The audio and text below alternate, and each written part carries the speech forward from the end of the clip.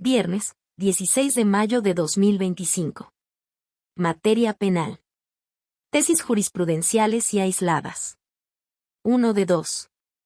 Registro digital, 203-0401.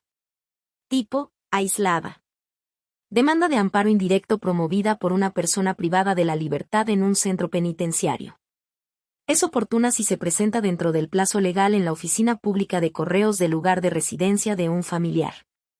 Hechos. Una persona privada de su libertad en un centro de reinserción social promovió amparo indirecto contra la resolución que resolvió el incidente no especificado de reducción de la pena.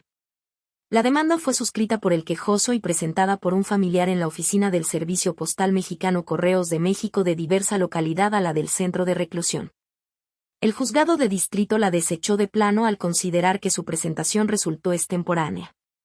Contra esta determinación interpuso recurso de queja. Criterio jurídico. Este tribunal colegiado de circuito determina que la demanda de amparo indirecto promovida por una persona privada de la libertad con motivo de un procedimiento penal en su contra puede presentarse dentro del plazo legal en la oficina pública de correos del lugar de residencia de algún familiar, aun cuando se encuentre en una entidad federativa diversa a aquella en la que se ubique el centro penitenciario donde el agraviado esté recluido. Justificación. El artículo 23 de la Ley de Amparo establece que el quejoso que resida fuera de la jurisdicción del órgano de amparo que deba conocer del juicio podrá presentar su demanda dentro de los plazos legales en la oficina pública de comunicaciones del lugar de su residencia, en la más cercana en caso de no haberla, o bien, en forma electrónica a través del uso de la firma electrónica. De dicho precepto, a la luz de los principios pro persona, de tutela judicial efectiva y pro acción, previstos en los artículos 1 y 17 constitucionales, se advierte que cuando el quejoso está privado de su libertad en un centro penitenciario, la demanda puede presentarse dentro del plazo legal en la oficina pública de correos del lugar de residencia de algún familiar, aunque éste sea diverso a aquel donde el directo agraviado está recluido, al ser esta la interpretación que más le favorece. En caso de duda entre aperturar o no un juicio en defensa de un derecho humano cuando el quejoso está privado de su libertad, en aplicación del principio pro acción debe elegirse la respuesta afirmativa. Primer Tribunal Colegiado en Materia Penal del Sexto Circuito. 2 de 2. Registro digital, 203-0408. Tipo, aislada. Improcedencia del amparo indirecto por no agotar el principio de definitividad. No se actualiza cuando se reclama la omisión del Ministerio Público de pronunciarse respecto a la aprobación de un acuerdo reparatorio. Hechos. En amparo indirecto se reclamó la omisión del Ministerio Público de pronunciarse respecto a la aprobación de un acuerdo reparatorio a pesar de haber transcurrido un tiempo considerable.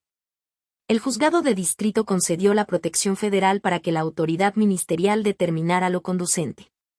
En el recurso de revisión la autoridad recurrente argumentó que previamente a acudir a la instancia constitucional la persona quejosa debió agotar el recurso innominado previsto en el artículo 190 del Código Nacional de Procedimientos Penales.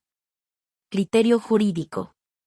Este tribunal colegiado de circuito determina que respecto de la omisión reclamada no se actualiza la causal de improcedencia del juicio de amparo a que se refiere la fracción 20 del artículo 61 de la Ley de Amparo, al no ser necesario agotar previamente el recurso innominado previsto en el artículo 190 referido.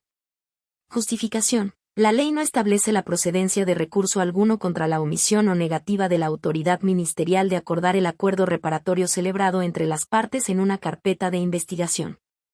Del artículo 190 del Código Nacional de Procedimientos Penales se advierte que, los acuerdos reparatorios deberán aprobarse por el juez de control a partir de la etapa de investigación complementaria y por el Ministerio Público en la investigación inicial, y 2.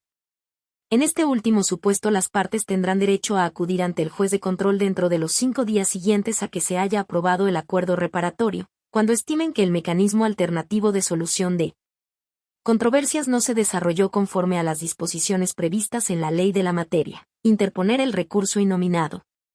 Sin embargo, esto último solo ocurre de aprobarse el acuerdo reparatorio, circunstancia que no aconteció en el caso, debido a que no se autorizó ministerialmente.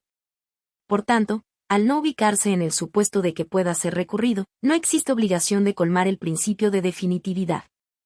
Noveno Tribunal Colegiado en Materia Penal del Primer Circuito.